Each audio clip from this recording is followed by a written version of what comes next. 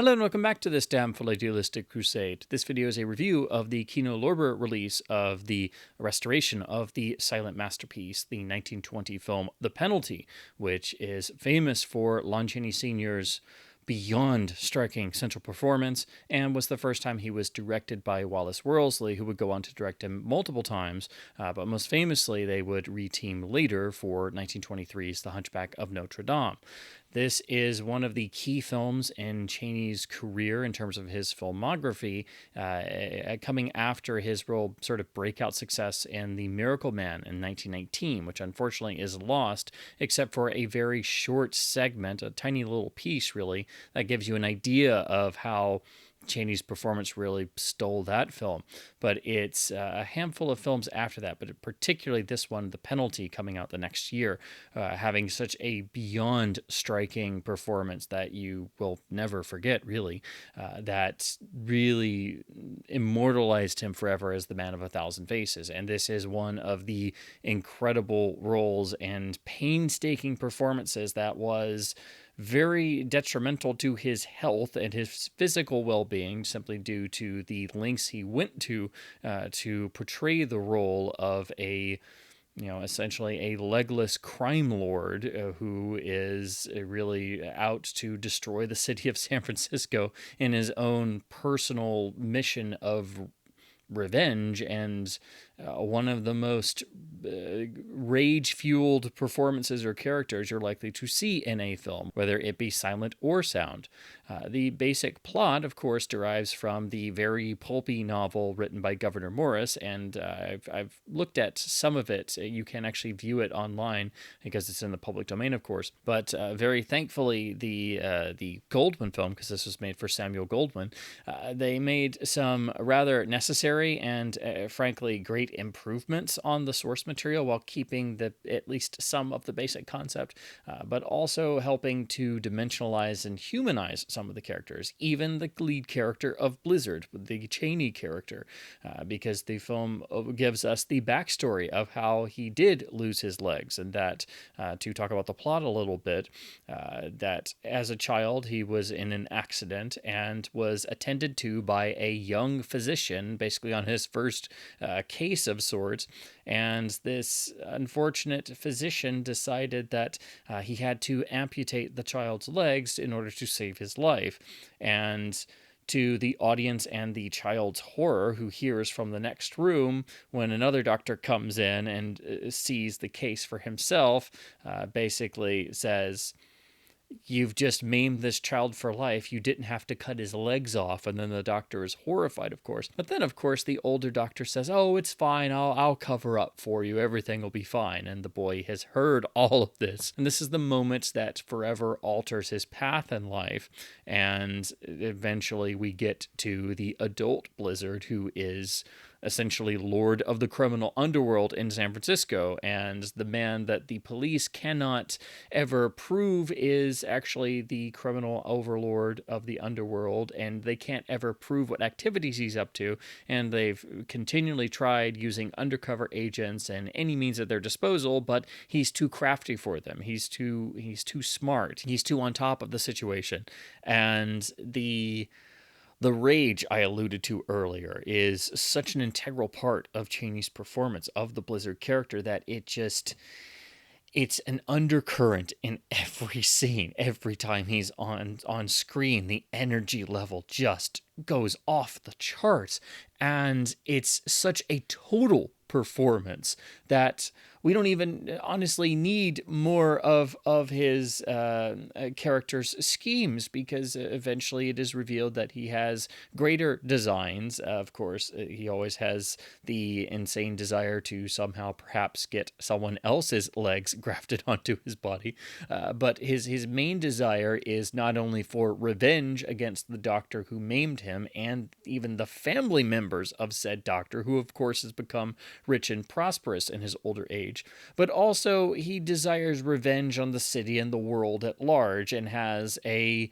very much the type of take over and loot the city scheme of epic proportions that you would expect from a pulp novel. So, of course, it's fitting that it comes from a pulp novel originally. But I mean on the scale of what you would expect from a 1930s pulp adventure novel. His overall scheme and villainy is honestly what I would expect from a Spider pulp novel or a Shadow pulp novel or a Doc Savage pulp novel. It's that level of intensity and over the topness in the scheme to essentially ransack the entire city of San Francisco at large.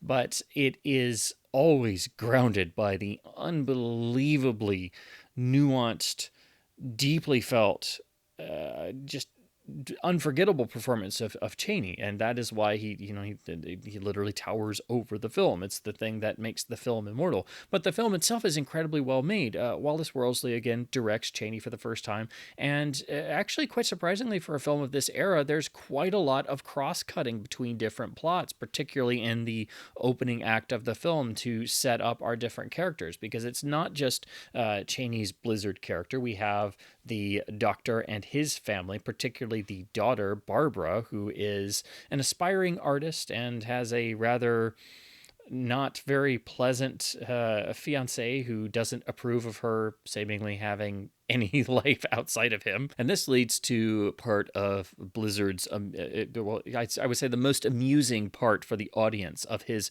revenge scheme, because she desires to create one artistic masterpiece of sculpture, and then if that doesn't work, she'll just call it quits and run off with her rather unappealing fiance. But she desires to create a bust of Satan. And so she advertises, and Blizzard, of course, makes sure there's no other models that apply. And so he goes there continually and essentially builds a relationship with her while she is sculpting his face as the face of Satan himself. There's such a delicious double meaning to all of those scenes and sequences, and it's ridiculously entertaining. But also Chaney plays it in a certain way that we know the rage that's seething under his demeanor, but it's the sort of delicious nastiness of what we know is under the surface, but also there's still humanity there, and you see little flashes of it here and there throughout, which makes the character all the more fascinating. And then, of course, we have the other plot, which is the police and their ace undercover operative of Rose, who is played by Ethel Gray Terry, and her attempts to get into the Blizzard compound, where he has a whole bunch of women basically working round the clock, doing basically making hats and doing other things, which the police can't exactly understand why,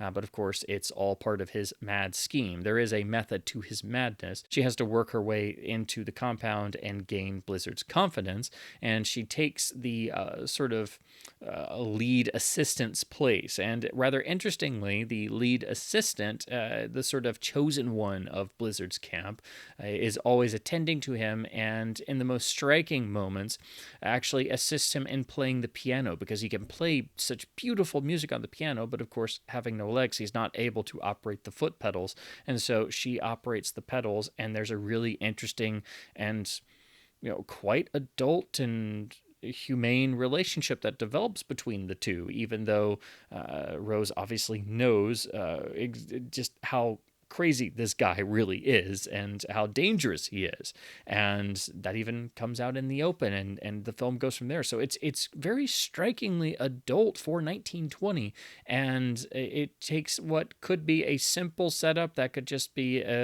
cops and robbers with a very striking villain story, and really with the characterizations of the two women and with the Blizzard character, this is where it starts to differentiate itself.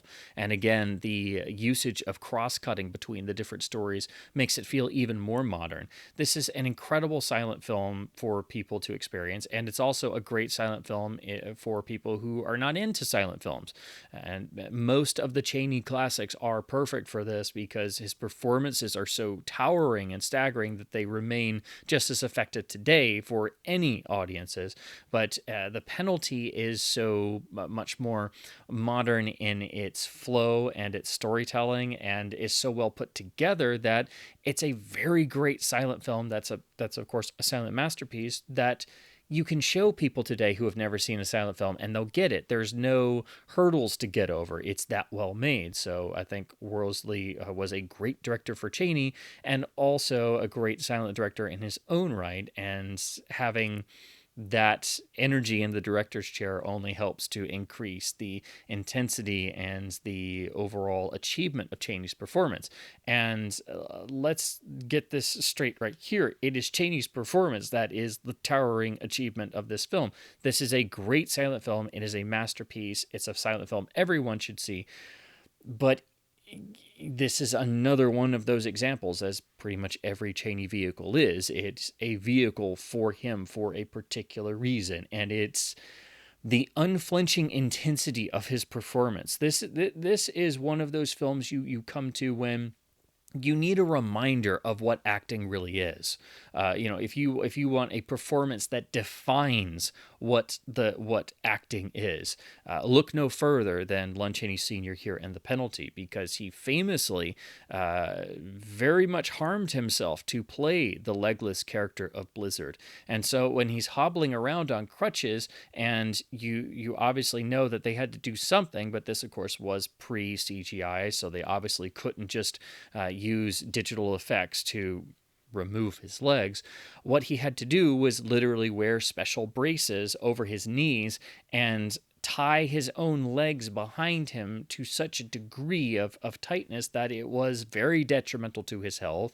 He apparently did suffer after this, the after effects of this film for the rest of his life, but he was basically in such intensive pain every time he's on screen that can only fuel the performance. If you want to label some of Chaney's work sort of in the method technique, I mean, well, this is certainly an example of harming yourself or suffering for your art. I mean, this is one of the great cinematic examples of that, as Chaney would do time and time again, and was seemingly drawn, along with Todd Browning and others, to themes of mutilation and outsiders. So this fits very much in with the body of Chaney's overall work, and especially, again, the films he made with Todd Browning. But it's such a total, complete performance, and so staged perfectly in terms of the camera setups and also the costuming, because this has gone into some in the extras, because the actual suits that Chaney had to wear that were made were basically cut a little bit bigger to help disguise the fact that he's literally strapped his own legs behind himself, and is to the point where he's going to need medical attention after finishing this film, and is disfiguring himself to portray this character so vividly. So it is, and if you had no idea about the production of this film or any of the back history, or if you didn't see the image of Chaney literally having his legs strapped backwards like that and putting these braces on, you simply wouldn't know that he wasn't this character, or that he didn't have legs. You simply wouldn't know that. And that's why on the original release, the film did have an epilogue that is unfortunately lost now, where they literally had Chaney there and they had to explain to the audience that he was perfectly fine. This was just a performance. Although, viewers paying attention would notice that in the really fantastic dream sequence, it's not exactly a dream sequence, because it's when Blizzard is telling his plans of how he's going to basically destroy the city. And it's basically a mad power fantasy dream. It's absolutely striking.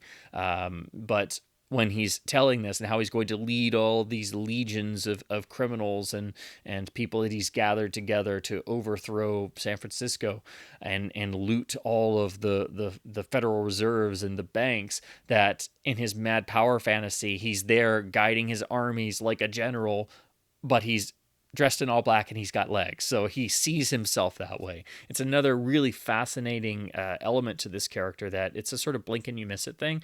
But there's so much in this performance that you can't get it all the first time.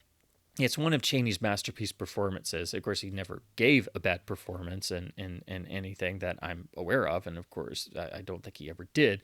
But it's just such a total performance that it dominates the entire film. There are other good performances, and interestingly, some stronger roles for the female characters, but it is nice that there's at least a stronger central female character in the Rose character, the undercover operative, who over the course of the film actually starts to develop feelings for the Blizzard character, which is a really surprising turn of events. The film has a number of those, and when you see this, it's you can kind of start to see how, as with most great silent films, there's usually a couple story elements or plot beats that might seem familiar to viewers today because they've kind of been done to death and they themselves might be thought of as cliches, but in the silent era, this was all new, and some of these silent films were so influential that they influenced a whole bunch of other forms of media, and that sort of helped these concepts to soak themselves into popular culture. So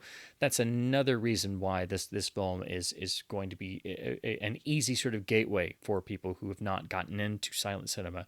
But it helps that it's just a truly well-made film and is quite modern in certain aspects, very easy to watch for silent newcomers, and it's Chaney's performance that you will never forget.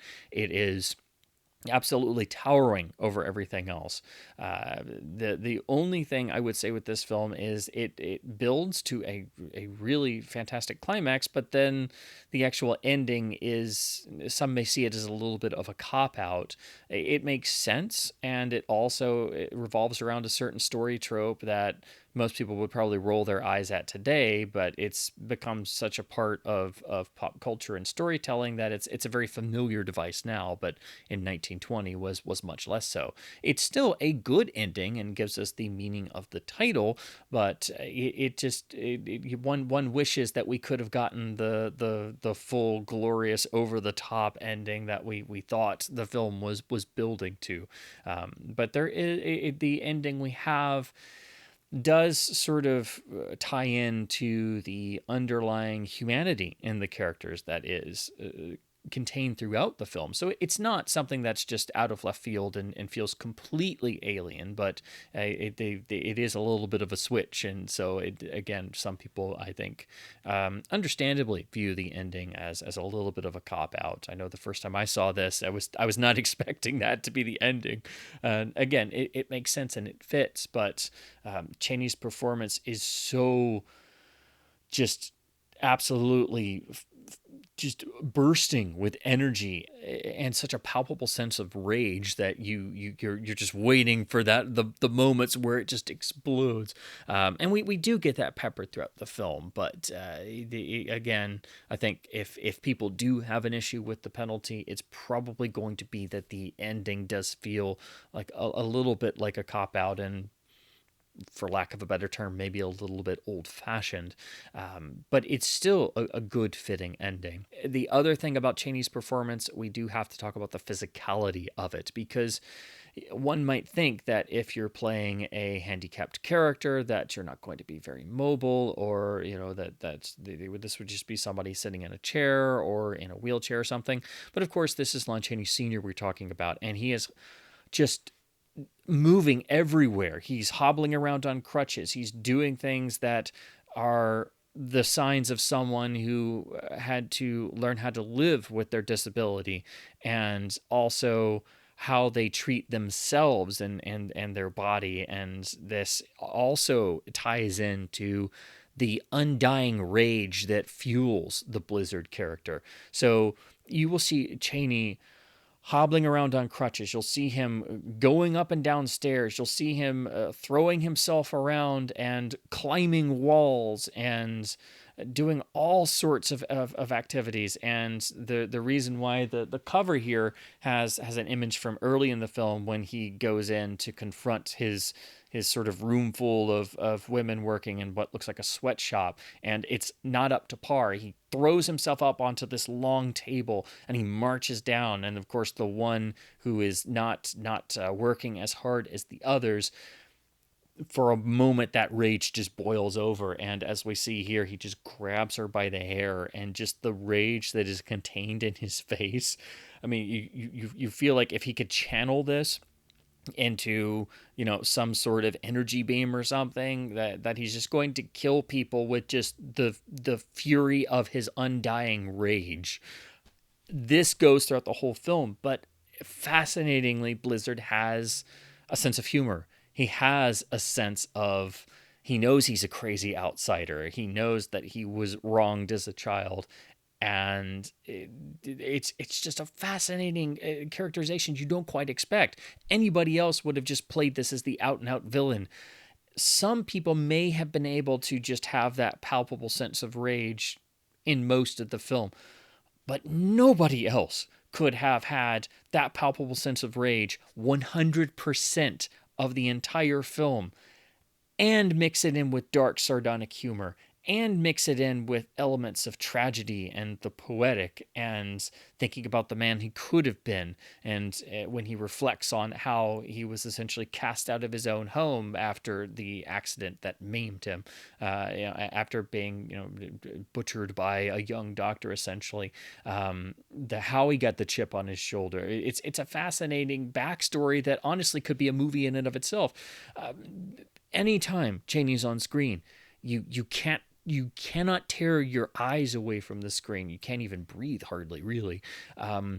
It's one of the most total performances in the cinematic medium, as are all of the Chaney legendary performances. But this is right there with those. The Penalty should be as discussed as Phantom of the Opera, Hunchback of Notre Dame, any of the other Chaney classics, because it's on that level, and it fits in perfectly with the themes he returned to time and time again of the outsider and the mutilated. And there's an intensity factor here that, in ways, I think one could argue starts to build some of the foundations for similar intensity we see in The Unknown, which is arguably the best of his collaborations with Todd Browning, and once again is about an outsider who has been, or in that case actually has himself mutilated. And there's a fascination with body parts and not having body parts. But of course, instead of what we have here in The Penalty, the focus is on legs, and The Unknown, of course, it's on arms. So The Penalty is very much in the Chaney wheelhouse, but it is one of those performances you simply have to see. You have to see it to be able to believe it. And it is so total that it does not feel like a performance. It feels like you're somehow seeing a person who has gone to this level of seeking revenge and vengeance against the world at large. It is one of the most complete and total performances I've ever seen in my life, and I know it will remain that, because there is a reason why Lon Chaney was branded the Man of a Thousand Faces, and there is a reason why his performances are timeless.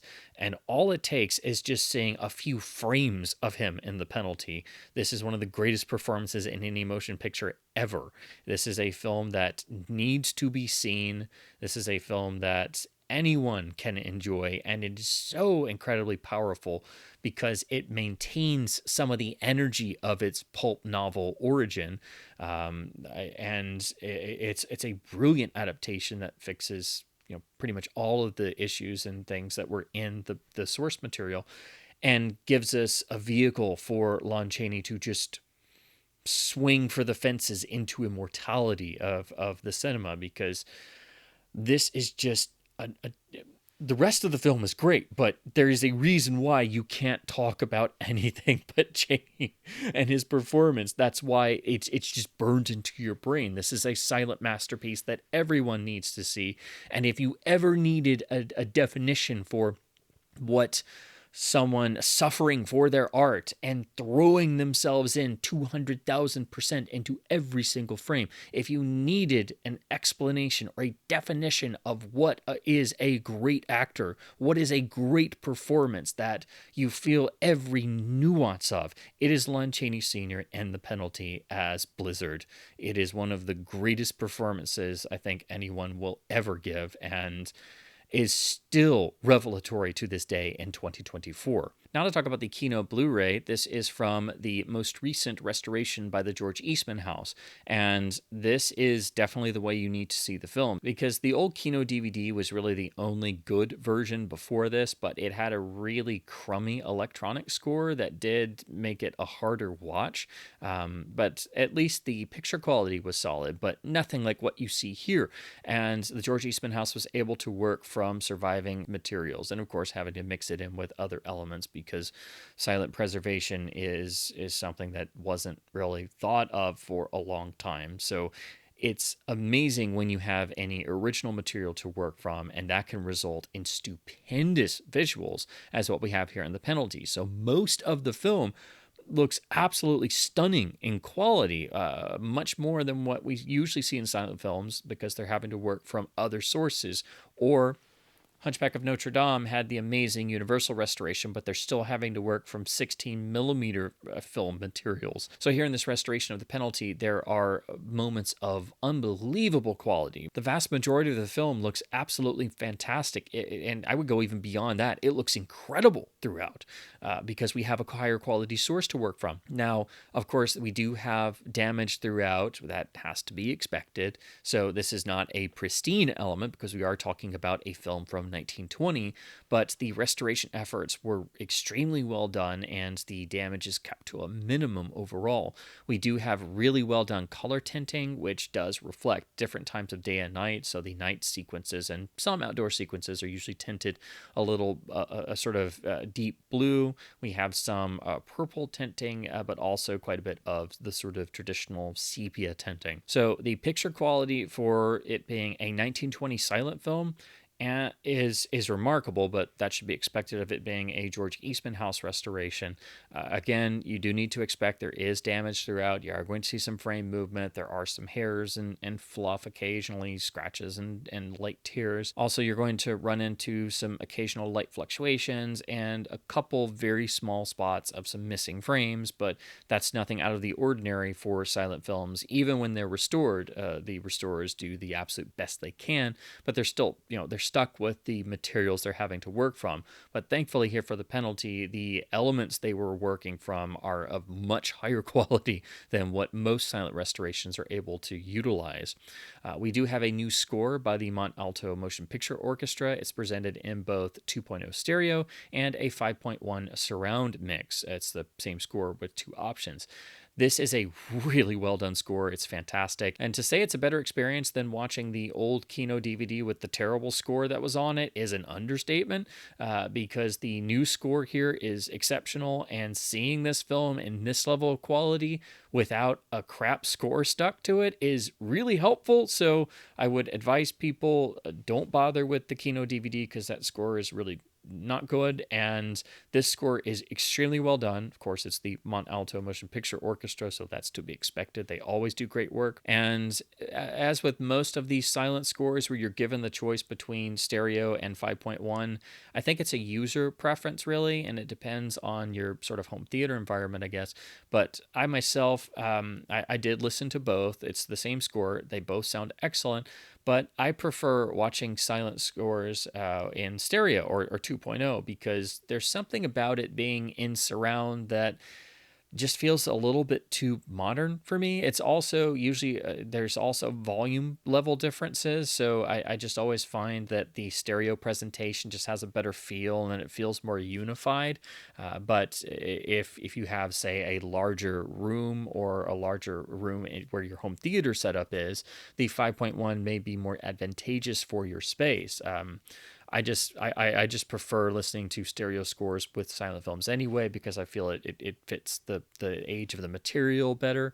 So it's a great new recording, it's a great new score, and you get the option of either stereo or 5.1, whichever you prefer. But I would say that I do think the stereo is better mixed and feels more appropriate for the film's age. But again, that's sort of a user preference thing. To talk about the packaging and artwork, we have the design Kino was using for a while on their silent releases, which I think kind of grew out of their silent DVD cover designs.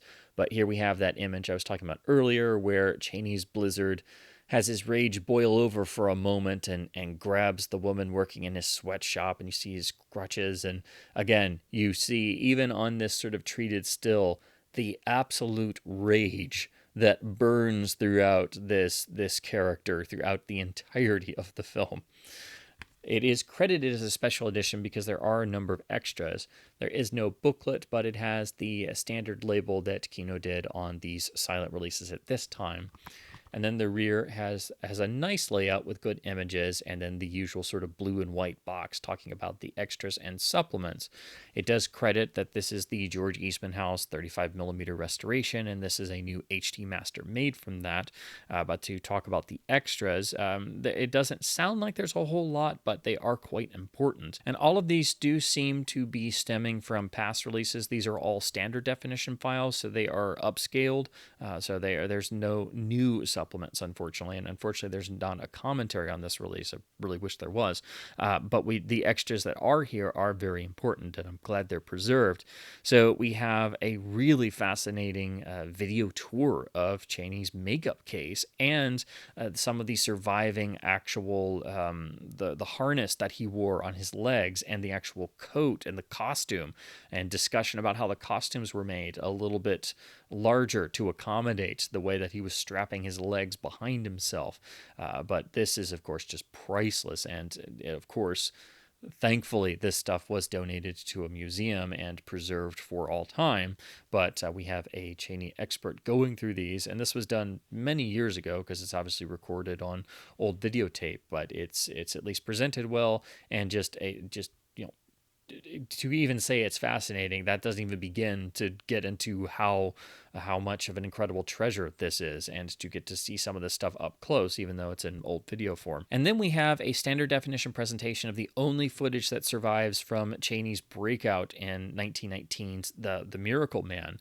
And unfortunately, the quality is very low. It's an old standard def file, and this is just it's really the pivotal scene of the sort of the fake miracle man coming to a small town and preaching that he can cure people. And Chaney is essentially a ringer in the audience who pretends to be maimed and crippled and suddenly can stand tall again. It's an incredible performance, but we only have this tiny little piece.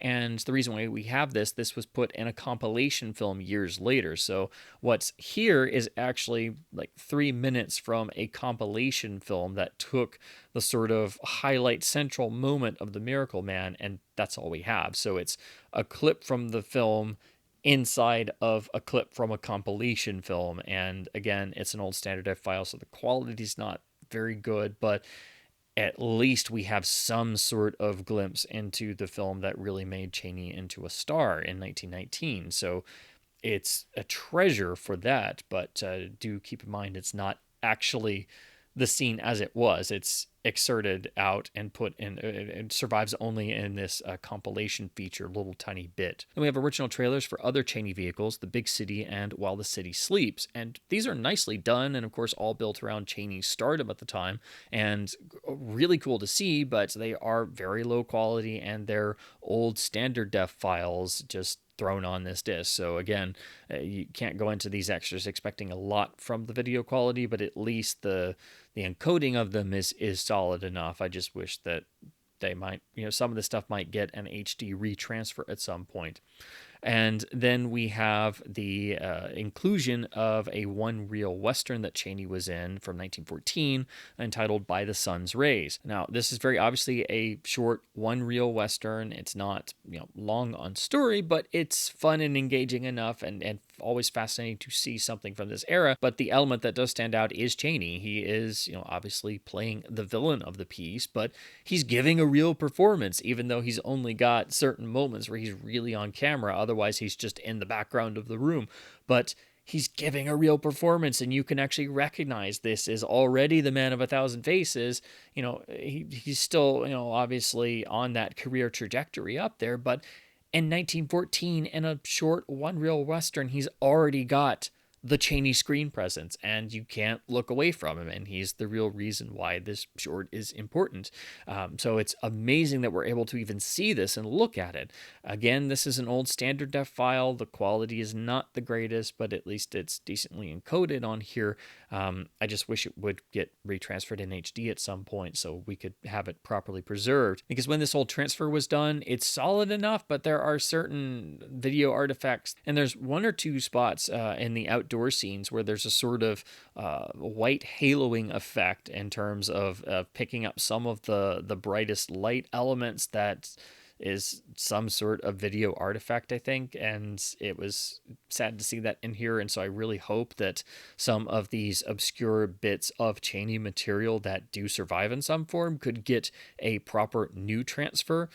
Kino has released this particular one-reeler on other releases. It's even included on their release of The Trap from this past year, but unfortunately it's the same file, so it's never been retransferred. So hopefully that can happen at some point, but still it's amazing we're able to see this and see Chaney in action this early in his career and already displaying his iconic screen presence. So those are my overall thoughts on the Kino Lorber Blu-ray of The Penalty. It is one of their essential silent film releases. It's from a unbelievably gorgeous restoration by the George Eastman House, where they had really excellent 35mm materials to work from. It has a fantastic new score from the Mont Alto Motion Picture Orchestra. It has really, truly important extras, even if they're just old standard files.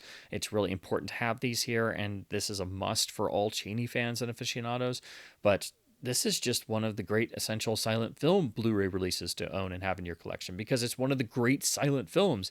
It's one of the great silent films that deserves to be talked about more. This is one that when people see it for the first time, you're not prepared for how intensive it is and how modern it feels in ways and how ridiculously well made it is.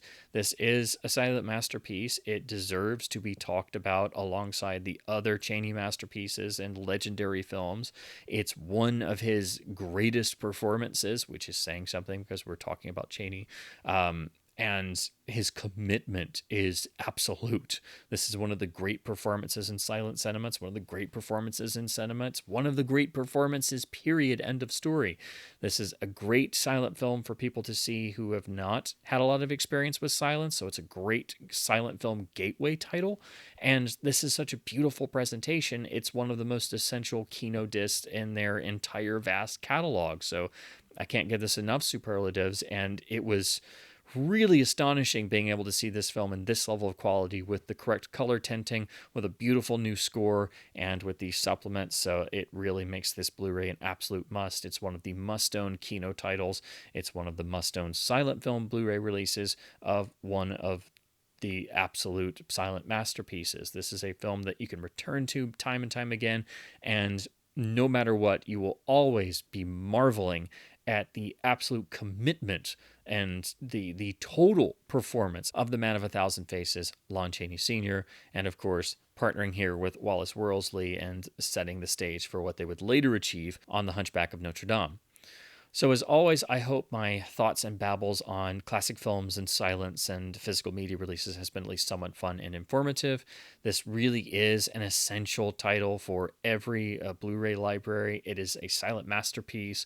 It is an acting powerhouse, if ever there was one. It's one of Lon Chaney Sr.'s greatest performances, and it's a film that deserves to be seen by greater audiences today. And this is a beautiful restoration, and this is certainly the way to do it. Do not bother with any other version of this film, and if you just have the old Kino DVD, you can give that away to a friend who hasn't seen it or something, and just get rid of it, because this Blu-ray is such an upgrade that it truly makes that old disc obsolete. And again, that old disc had a very crummy score attached to it, which did limit the overall effectiveness of the film to some degree. So I think this restoration not only helps the film live and breathe in front of your eyes, but having a great score with it makes that experience total. So that's another factor that makes this new restoration and this Blu-ray so much the better, that we actually have a great score for one of the great silent films. So as always, please do keep supporting, of course, silent cinema, but of course, studio and boutique labels by buying films on disc to help keep both physical media and film culture alive. And as always, thank you ever so much for watching.